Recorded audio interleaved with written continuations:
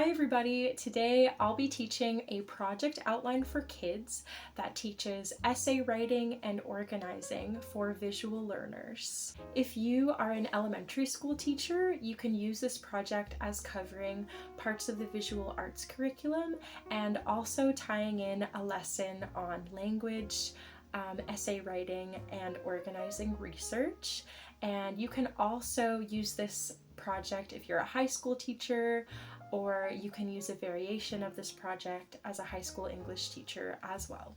Please note that I'm using the Ontario Elementary School Visual Arts and Language curriculum, but depending on where you are in the world, what your curriculum specifies, and what age group, subject, and elements and principles of design you're focusing on, you can tweak this project to what works for you and your students. This method of organizing essays is something that I came up with in high school, and as a very disorganized visual learner, it really helped me get my essays straight, organize all of my research, and I even used this method in university and throughout my master's. So without further ado, let's get into the project. Let's start out with our learning objectives. For visual arts, we will be practicing the elements of design, texture, line, space, and color, and all of these definitions are taken right out of the Ontario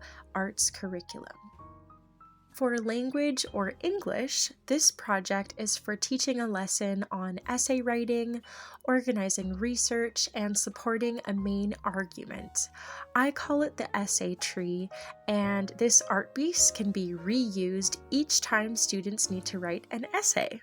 Next, let's take a look at the materials. Each student will need one big white piece of Bristol board, 7 pieces of construction paper, 1 roll of tape, acrylic paints, a pair of scissors, and 1 sponge each, markers, pencils, and paintbrushes. Okay, let's get started. We're going to begin by creating 3 pockets. These are going to hold the research for your essays. Take 2 pieces of paper and place one on the ground horizontally and one vertically on top. Take the paper on the bottom and fold the edges over the paper that's sitting on top. Then you can tape it down to make sure it's nice and secure.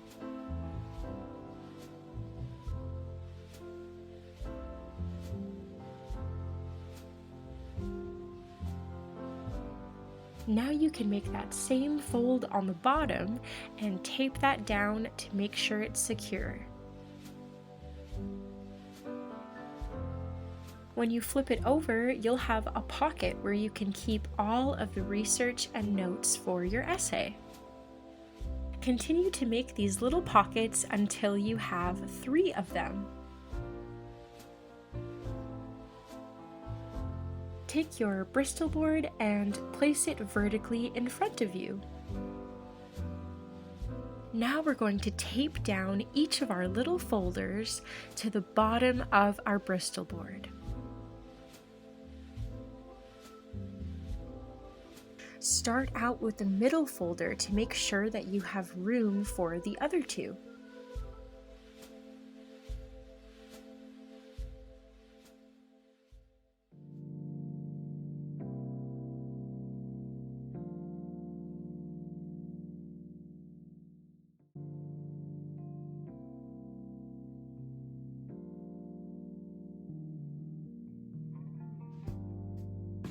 And you'll have something that looks like this. Now you're going to take your last piece of paper and you're going to fold it over on one side around 3 inches long. Flip it over and do the same thing on the other side and continue to do that until you've made a kind of accordion shape. Make sure those folds are lined up so that the spaces in between the folds are the same length. grab your scissors and cut along those folds to make little rectangles.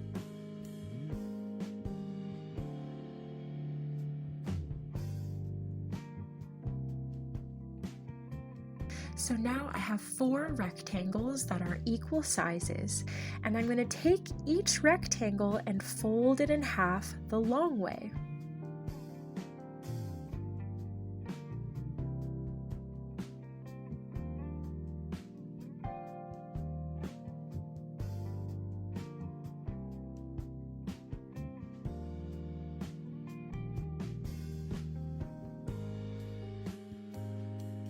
All right, so on each of these little folded pieces of paper, we're going to fold one side of the paper and then fold the other side and tape them in place.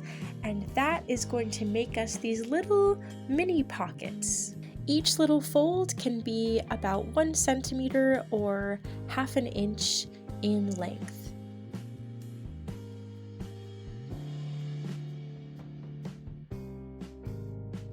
Now we're going to be taping down our little mini pockets.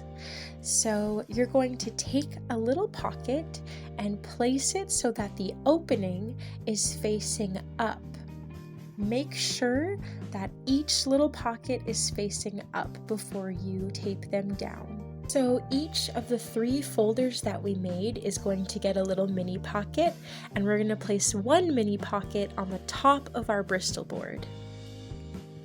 Place some little tape rolls on each of your mini pockets and put them in place, making them as straight as you can get them.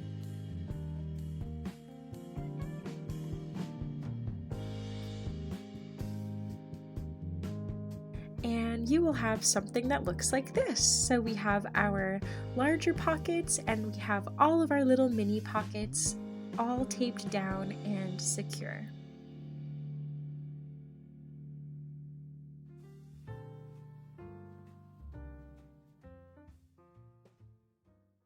So here comes the visual arts aspect of this project. You're going to take a pencil or a marker and you are going to draw in the leaves of your tree.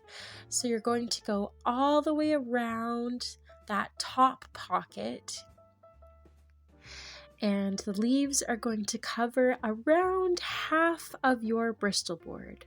Don't worry about being too detailed or particular because we're going to be painting over this. So this is just the outline. Next, we're going to draw the trunk of the tree and the roots underneath the ground. So you're going to draw your short little trunk, and then 3 main roots are going to come down from that trunk. And each of the roots are going to flow into each one of your folders that we made before. So there are my 3 main roots, and they're attached to each of the folders. Now it's up to you to make these roots as creative as possible. So you can make swirly roots, you can make zigzaggy roots, you can really play around with lines and just cover those folders in roots.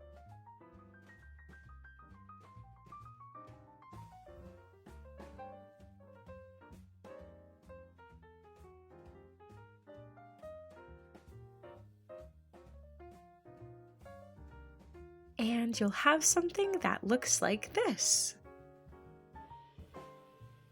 Now that we have our basic outlines down, we can begin to paint. So let's start out with the background. Now I'm going to start with the sky. I'm going to choose blue and white for a nice blue sky with some clouds. But you can do a night sky if you want with some stars, or you could do a sunset, and you can really play with colors.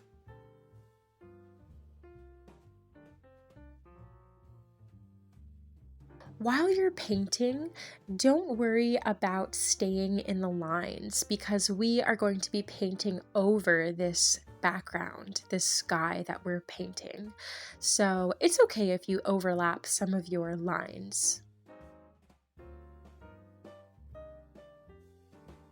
So we'll have something that looks like this. Now we're going to paint the earth and all of that dirt.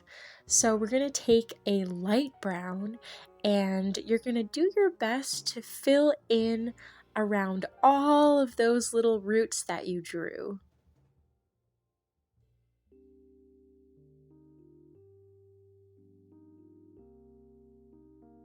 And once again, you're going to just try your best to stay in the lines, but if you go over, that's okay because we're going to be painting or drawing over this paint when we draw our roots. So it's okay if you have a little bit of overlap here and there.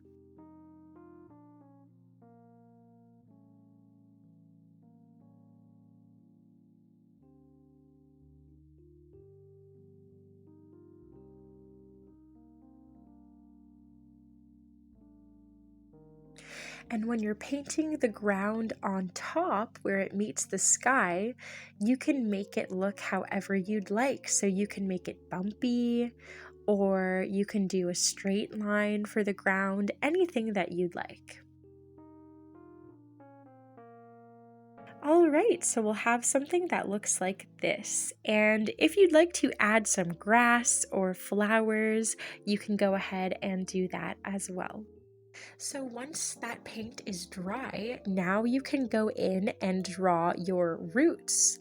So you can take a darker color, like a darker brown, and just make sure that that color is darker than the color that you used for the dirt so that we see that contrast. So those roots really stand out from the background.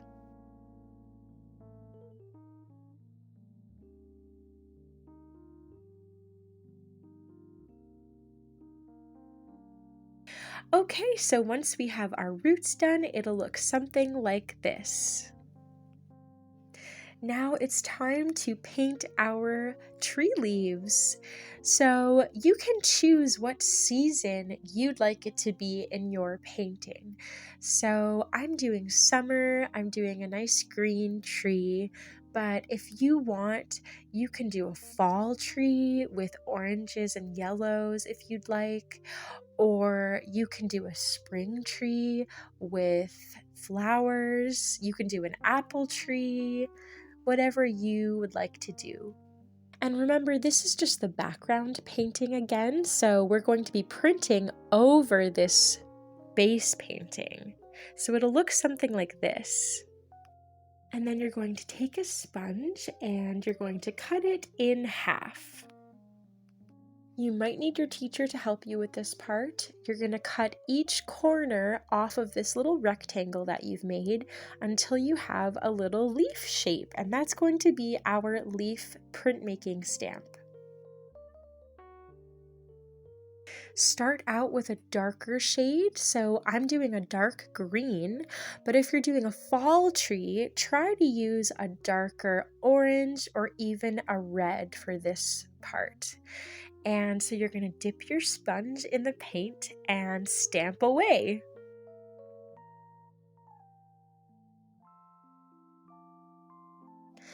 You could do a pattern if you'd like, or you can just do all random stamps like I'm doing. Okay, so we have our darker leaves on there.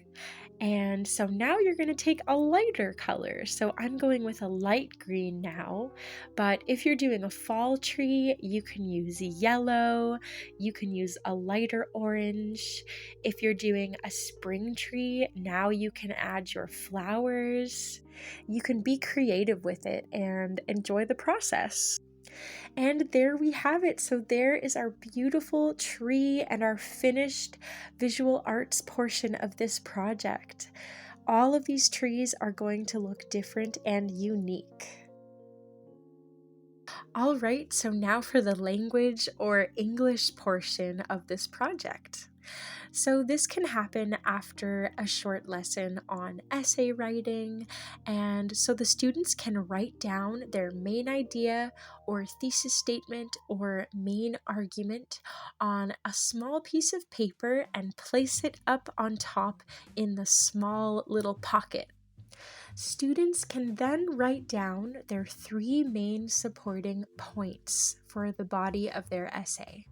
So they can write them down on small pieces of paper and place those in the little pockets that we made on the bottom. And there we have our main thesis statement and 3 supporting points. And now it's time for research, so head to the library, crack open a book, or check out resources online. And students can start taking notes that go with each of their supporting points.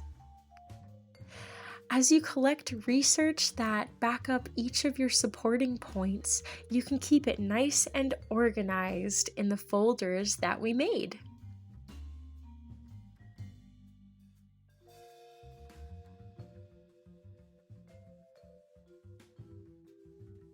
And make sure you write down those page numbers and proper citations when you're taking notes.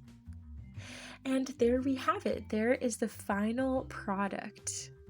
This is a great way for visual learners, or for anyone really, to stay organized and to keep all of that research nice and neat. And it's great because once you're finished writing your essay, you can swap out the cards and research for the next essay that you have to write.